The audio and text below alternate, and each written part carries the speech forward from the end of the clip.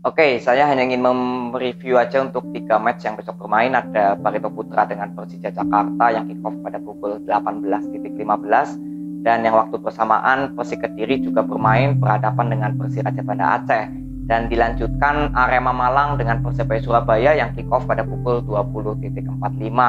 Jadi saya hanya ingin mempreview aja, langsung aja kita bahas dari Barito Putra dan Persija Jakarta dulu. Bahwa Barito Putra di 3 pertandingan terakhir performnya sangat luar biasa. Masalah power mencetak golnya juga cukup baik, karena cara permainan dari Barito Putra yang saya lihat adalah bermain long ball, nggak banyak melakukan bola possession, tapi lebih bermain cepat, dan terkadang bola long ballnya itu yang sangat berbahaya. Jadi boleh dibilang sangat akurat dan sangat efisien jika Barito Putra bermain bola long ball.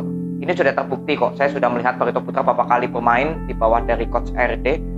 Luar biasa cara membangun serangannya dan cara bertahannya ini sangat baik ya. Jadi kalau Barito Putra pertahanannya itu lebih setengah lapangan ke belakang, jadi bisa mengandalkan counter attack. Dan untuk Persija Jakarta di 3 pertandingan terakhir, walaupun 2 hasil imbang dan 1 kemenangan, tapi untuk masalah power mencetak golnya sudah cukup baik. Nah, ini yang saya katakan bahwa Persija Jakarta variasi serangan tengahnya ini sudah hidup. Ketika Makan Konote bermain dan Abimayu, lalu ada Iksan, itu memang hidup pemain tengahnya. Karena kan kalau yang saya lihat sebelum ada Makan Konote, Persija Jakarta selalu mengandalkan permainan sayap, terutama Riko Simanjuntak. Tapi datangnya Makan Konote itu benar-benar variasi serangan dari Persija Jakarta ini sudah bagus banget yang saya lihat. Jadi pemain sayapnya dapat, pemain tengahnya dapat cara membangun serangannya, bermain long ballnya dapat, dan juga bermain bola possessionnya juga dapat. Nah, ini tinggal konsisten aja untuk Persija Jakarta besok menghadapi Barito Putra bagaimana. Karena sebenarnya untuk masalah pemain dan strategi dari pelatih Persija Jakarta itu sangat terlihat bagus, hidup semua lini tengah dan lini sayapnya. Tapi yang menjadi preview saya besok, pemain back kiri dan back kanannya Persija Jakarta ini akan siapa? Novri ya, yang mungkin dikatakan paling tinggi presentasinya untuk bermain, akan di kiri atau di kanan. Dan Rio apakah bisa dipercaya kembali di back kanan apa enggak? Karena di pertandingan kemarin yang saya sudah lanjutkan reviewnya, ketika lawan Persik Kediri, Novri bermain di kanan dan Tony Sucipto di kiri, permainan sayap dari Persija Jakarta justru lebih kurang hidup ketimbang Novri di kiri dan Rio di kanan seperti di babak pertama lawan Persik Kediri. Jadi ini pertanyaan saya besok, Persija Jakarta di back kiri dan back kanannya akan menurunkan siapa? Ya, ini yang sangat tanda tanya untuk saya. Dan untuk Persija Jakarta untuk melakukan pertahanannya ini juga sudah baik seperti di review kemarin, bahwa pemain tengah dari Persija Jakarta ketika pemain Barito Putra nanti akan masuk itu akan ngepressingnya di setengah lapangan ke belakang juga. Jadi cara melakukan pertahanannya untuk Barito Putra dan Persija Jakarta yang saya lihat itu sebenarnya sama, lebih condong menunggu di area setengah lapangan ke belakang sampai musuh membawa bola masuk area setengah lapangan itu, langsung diberikan pressing dari pemain tengah dulu. Ini sudah terlihat bahwa Barito Putra dan Persija Jakarta sangat baik saat melakukan pertahanan. Ya, jadi saat melakukan pertahanan bagus dan saat melakukan penyerangan juga bagus. Terbukti Persija Jakarta sudah top tier untuk masalah mencetak gol. Semua pemain bisa mencetak gol. Ada Irfan Jauhari juga yang mencetak gol kemarin sebagai pemain super sub. Jadi untuk kedua tim ini, Barito dan Persija, ini benar-benar pertandingan yang besok untuk misi percobaan atau tantangan yang benar-benar terlihat. Untuk Barito Putra akan berhadapan dengan Persija. Ini benar-benar tantangan yang sesungguhnya lah yang saya lihat. Dan Persija Jakarta juga berhadapan dengan Barito Putra. Ini akan saya lihat bagaimana konsistensinya Persija Jakarta untuk bisa menempel terus, karena masih ada peluang terbuka untuk Persija Jakarta masuk di segmen papan atas. Saya ambil 6 peringkat di segmen papan atas, dan ini Persija Jakarta kalau nggak salah di peringkat ke-7 ya. Jadi masih ada peluang terbuka untuk Persija Jakarta menempel ke segmen papan atas.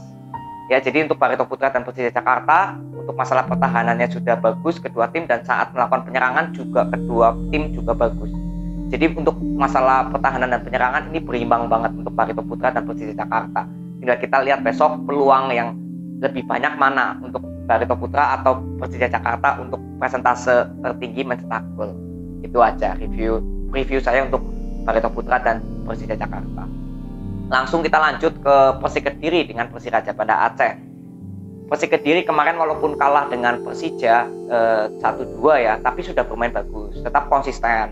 Dan untuk Persiraja Banda Aceh saat bertemu dengan Persebaya Surabaya, ya itu sudah bermain bagus di babak pertama, udah berani bermain terbuka. Tapi sayangnya di babak kedua lebih condong bertahan yang saya lihat. Nah, ini ada plus minus untuk Persiraja Banda Aceh besok menghadapi Persik Kediri. Persiraja Banda Aceh harus mencoba bermain terbuka, ya.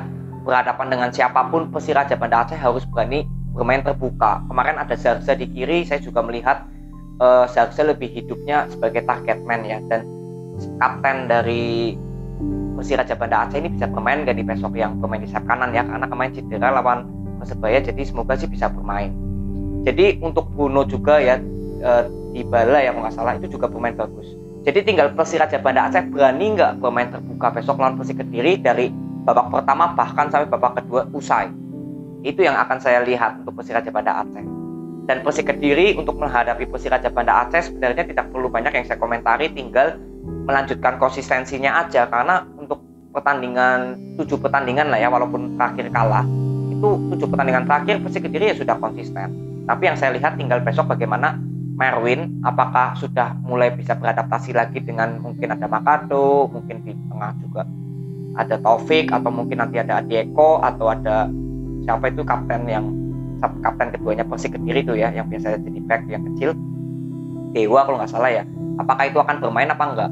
Tapi yang saya fokuskan yaitu Merwin, bagaimana besok bisa nggak menjadi sosok playmaker yang berani masuk ke pemain area tengahnya Persiraja Banda Aceh. Dan untuk Faris Aditama, ini pertandingan keempat, semoga besok bermain tetap bagus, konsisten, karena di 3 pertandingan sebelumnya termasuk lawan Persija kemarin Faris Aditama bermain bagus. Dan di sayap kanan saya kira mungkin Fahmi, ya, karena Fahmi ini ternyata bisa bermain, kemarin juga bisa bermain walaupun jadi pemain pengganti. Semoga Fahmi diturunkan dari awal, karena saya lihat Fahmi dan Faris Aditama, mungkin kedua sayap dari Persik Kediri ini cukup baik lah, paling baik menurut saya untuk berani melakukan intercept, karena Faris Aditama di 3 pertandingan terakhir justru yang sering memberikan intercept. Ya, ini yang saya nggak lihat saat Faris Aditama bermain dengan PSS Sleman yang saat itu menang 3-2. Jadi apakah besok ada Dani, apakah sudah sembuh, atau Nugroho juga sudah sembuh apa belum, ya kita lihat. Tapi yang saya lihat sejauh ini yang Persik Kediri sering dijadikan line up, ya mungkin Fahmi di kanan, Faris Aditama di kiri. Karena Fahmi sebenarnya di kanan ini lebih baik ketimbang bermain di kiri yang saya lihat. Jadi itu untuk konsistensi Persik Kediri, kita lihat lagi besok. Dan EJ jadi target man juga. Semoga yang saya harapkan pemain tengah dan sayap melawan Persiraja Banda Aceh besok gak EJ yang mencetak gol yang saya harapkan, tapi ada pemain lainnya yang bisa mencetak gol, walaupun tujuan utama tetap mencari 3 poin, ya. Tapi semoga nggak EJ doang yang bisa mencetak gol. Itu yang saya pengen lihat dari Persik Kediri, kreativitasnya di pemain-pemain sayap dan tengahnya selain dari target man gitu loh, kreativitas dari membangun serangannya. Ya, jadi untuk Persik Kediri dan Persiraja Banda Aceh, untuk masalah pertahanannya sudah cukup baik. Persiraja Banda Aceh juga ada peningkatan yang cukup baik di masalah pertahanan, tapi jangan mengandalkan counter attack terus, karena Persik Kediri pun sering melakukan bola possession dan saat melakukan pertahanan juga rapat. Jadi saya kira Persiraja Banda Aceh harus bermain terbuka saat kemarin lawan Persebaya, bermain pressing juga sama seperti Persik Kediri, sama-sama bermain pressing. Jadi variasi serangan ini akan lebih hidup lagi loh untuk Persiraja Banda Aceh berhadapan dengan Persik Kediri. Gak bermain counter attack terus, karena kalau mengandalkan counter attack terus berarti kan minim ya untuk variasi serangannya. Jadi semoga bisa bermain terbuka, karena di babak pertama kemarin Persebaya Surabaya itu Persiraja Banda Aceh bermain cukup baik. Jadi kita tinggal lihat besok Persik Kediri dengan Persiraja Banda Aceh, konsistensinya untuk Persik Kediri kita lihat juga. Dan untuk Persiraja Banda Aceh berani nggak bermain terbuka dari awal menit hingga akhir pertandingan, benar-benar bermain full pressing, full attack gitu ya. Itu yang saya ingin lihat dari Persiraja Banda Aceh. Dan Persik Kediri konsistensinya. Oke, jadi kita lanjut ke Arema Malang dengan Persebaya Surabaya. Arema Malang dan Persebaya Surabaya yang saya ketahui saat melakukan pertahanan, ya kita bahas dulu dari masalah pertahanan. Arema dan Persebaya Surabaya ini sama-sama lebih setengah lapangan ke belakang. Tapi yang saya lihat di 2 pertandingan terakhir, Arema dan Persebaya Surabaya justru berani bermain pressing sampai keluar.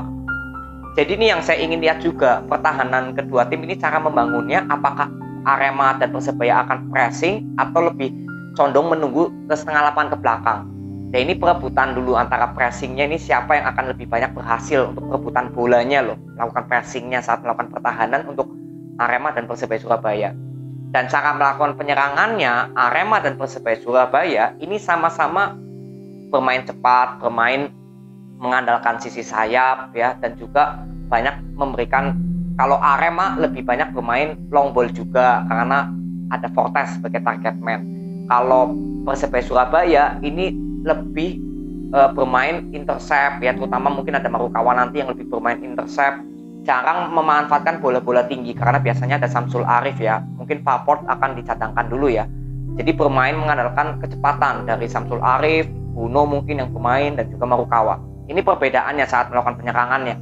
Nah, yang saya ingin lihat untuk Arema Malang dulu besok, apakah pemain sayapnya berani lebih lagi melakukan intercept, karena kemarin Arema menang ya, golnya Fortes lewat asis dari Tito dan juga dari Jayus ya, proses golnya itu benar-benar bagus. Variasi serangan dari Tito, mungkin di kiri ada Rian Kurnia ya, pemain sayap Arema Malang yang lebih berani melakukan intercept. Ini Rian Kurnia di sebelah kiri yang saya lihat, dia posisinya juga bisa ke kiri ke kanan, dan mungkin M. Rafli juga besok bisa dimainkan juga ya sebagai gelandang penyerang. Jadi Arema Malang, apakah pemain sayapnya akan berani lagi melakukan tusukan? Karena ini sangat terlihat lebih baik untuk Arema Malang, variasi serangannya lebih banyak lagi. Jadi nggak hanya bola-bola atas terus loh kepada Fortes, walaupun memang intercept juga tujuannya bolanya diberikan kepada Fortes ya pastinya, tapi bisa memancing pertahanan Persebaya Surabaya agar Fortes nggak terkawal loh. Saat kemarin gol dari Fortes itu kan Fortes nggak terkawal sama sekali ya, lawan Madura ya kalau nggak salah. Itu Fortes mencetak golnya kan nggak dikawal sama sekali. Jadi itu yang saya ingin lihat pemain sayap dari Arema Malang. Dan untuk Persebaya Surabaya, pemain sayapnya sebenarnya untuk Marukawa ini sudah cukup baik ya. Bola ketika Marukawa memegang bola gitu ya, itu pasti bagaimana caranya bola ini masuk ke area pertahanannya Arema gitu loh. Nah ini Bruno yang saya lihat, apakah penampilannya besok berani nggak membawa bola ini masuk loh. Karena yang saya lihat kemarin Persiraja Banda Aceh, Bruno ini melakukan skill individu atau membawa bola, itu nggak membawa bola itu masuk ke area tengah loh. Karena kan Samsul Arif, kalian lihat Samsul Arif pasti pergerakannya sangat leluasa, karena ini tipe striker yang benar-benar real striker lah ya.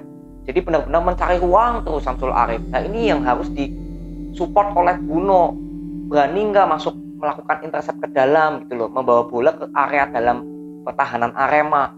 Walaupun misalkan besok Arema Malang pertahanannya sangat solid rapat, ya memang pemain sayapnya harus berani lagi melakukan skill individu dan intercept. Seperti kemarin Supriyadi itu sebenarnya bermain bagus kalau menurut saya. Ya, berani melakukan intercept juga untuk Supriyadi. Jadi tapi kemungkinan besok karena ini lawannya Arema ya, kemungkinan yang mental juga perlu untuk para setiap pemain Persebaya. Jadi kemungkinan Bruno tetap dimainkan dan mungkin Marukawa tetap di kanan, dan Samsul Arif menurut saya yang tetap paling baik, dan mungkin ada Marcelino yang sebagai pemain tengah, dan mungkin ada Nur Hidayat ya kalau nggak salah pemain DM-nya, dan juga Ahmad Irianto ya.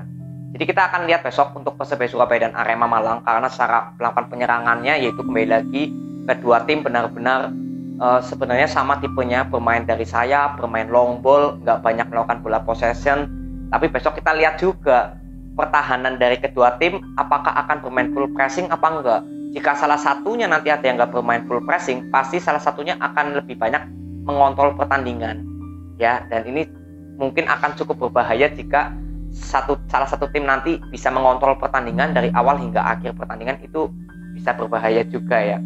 Jadi kita benar-benar besok akan lihat bagaimana dari masalah penyerangan dan pertahanan Persebaya Surabaya dan Arema Malang lebih banyak peluang gol untuk siapa, dan pastinya ya kedua tim ini kan sama-sama di segmen papan atas ya. Jadi perebutan juara Liga Indonesia juga masih terbuka lebar, dan untuk Persebaya Surabaya jika ini misalkan menang lawan Arema Malang ya mungkin poinnya akan 4 ya selisihnya. Tapi kalau Arema Malang menang gitu ya, selisih Persebaya Surabaya justru akan 10 ya, kalau nggak salah 10 poin lagi jarak kedua tim. Jadi ini benar-benar boleh dibilang Persebaya Surabaya ya semi-semi harus menang lah ya, karena untuk menjaga asa juara Liga Indonesia.